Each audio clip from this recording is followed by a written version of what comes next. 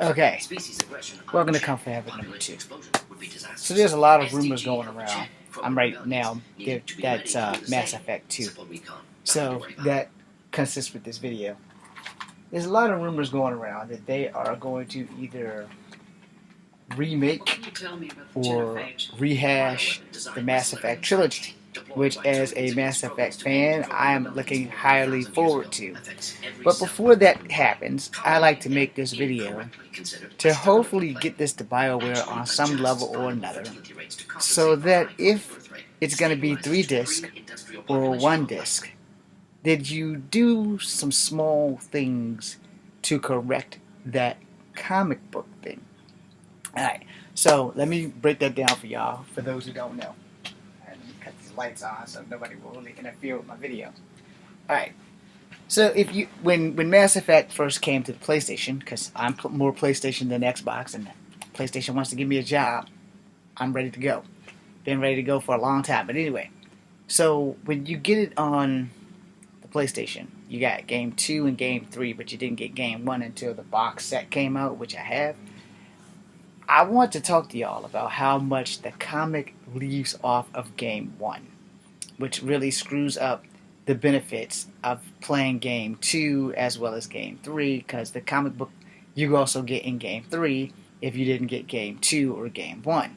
But the comic book totally leaves things off. So you don't get to enjoy, what the hell is her name? Gianna Parcini. You don't get to enjoy her. You don't get to enjoy Conrad Werner. You don't get to enjoy the twins. That will be the girls that worked at one of them damn bars. It's not Afterlife. Damn. Because it's like 3 bars in the whole damn game. Afterlife being the last bar.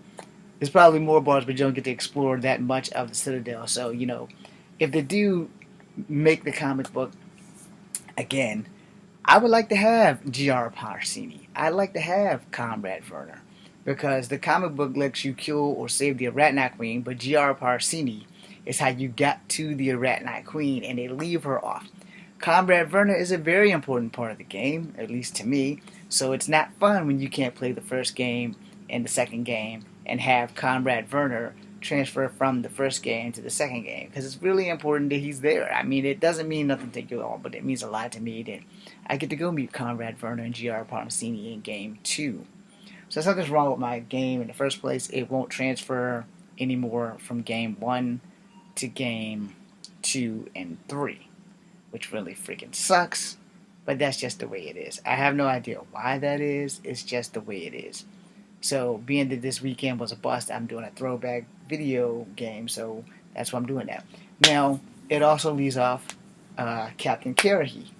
And since I'm at that part in Game 2 where we're talking to Morton about Captain Karahi, and I don't really know how to save Captain Karahi. I saved Captain Karahi 1 time in the whole game, you know. And so I haven't been able to duplicate the same thing, because whoever you send with Captain Karahi, if you save them, Captain Karahi should live, but he doesn't. In the games I've played since the 1 time that I've saved him, I haven't been able to save him since. So with Captain Karahi, it's kind of different. The same thing with Pydak Wicks. He should also have a bigger role. If you guys are going to make the comic book, and if people only want to play from Game 3, then you should add more emphasis on the comic books on those characters. Jenna and her twin sister, who work for the Volus, Captain Karahi, Conrad Werner, Gianna Parcini. I'm missing somebody, but I don't know who they are. But there should be more. You know, there should always be more. And then, you know, also, depending on which Shepherd you have. Now, I can only speak for the Xbox because I've seen it on the Xbox and the PC. It might have just been the PC because I've seen the video on YouTube. But for the PlayStation specifically, you don't get Shepherd's Apartment. I don't know if that's going to be a DLC or whatever. It's not a DLC for the PlayStation. But, you know, you don't get to explore Shepherd's Apartment at all for the PlayStation. Not in Game 1, not in Game 2, not in Game 3. So, and especially since in Game 3 you're incarcerated anyway. But the whole point of the matter is that, you know, how does it not happen in this comic book? So when you're making the remake or the rehashing or whatever, And also, I think you guys ought to like slim down the Omni tool. It shouldn't be so big and bulky. It should be like the size of a wristwatch. No, it should be like Andromeda's. It should just cover like the top of the wrist. And Andromeda's still pretty big, but it doesn't cover everything.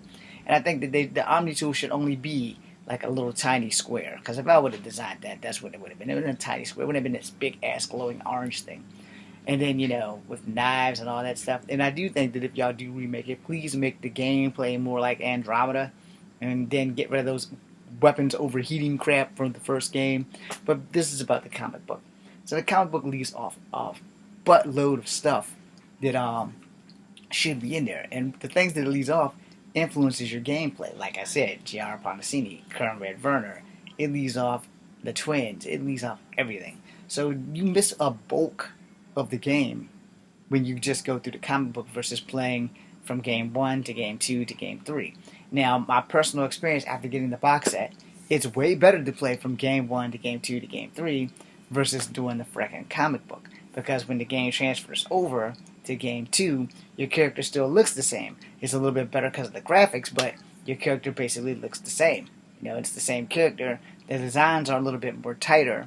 And then when game 3, you can even improve it. But if you just use game 3's design, or better yet, if you use Andromeda's models instead of what they have, real people, you have a better shot at making your character look between black, Asian, and white instead of having to design. I'm multicultural, so I generally play the character mixed, so they generally be kind of tan, kind of pale, but it just depends on the character. Most of my characters I try to make Native American, so since I'm part Native American, black and white, I try to go more Native American than white or black, because that's just something I prefer.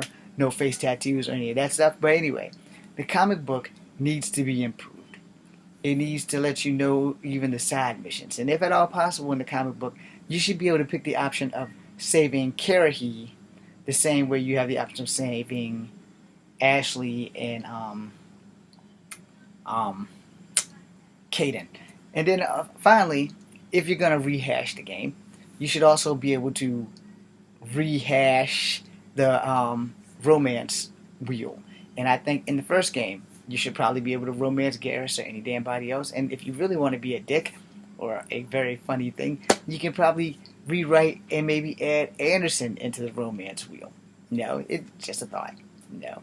Maybe make a guest appearance from Alec Ryder. No. You never know. They're just pitching these ideas out. That way it'll have some symbolism and combine with the thing. And also, we would love to have our Korean DLC, because I can't find the freaking book that solves what happens to the Koreans. Anyway, this is Kung Fu Havoc number 2. Be seeing you.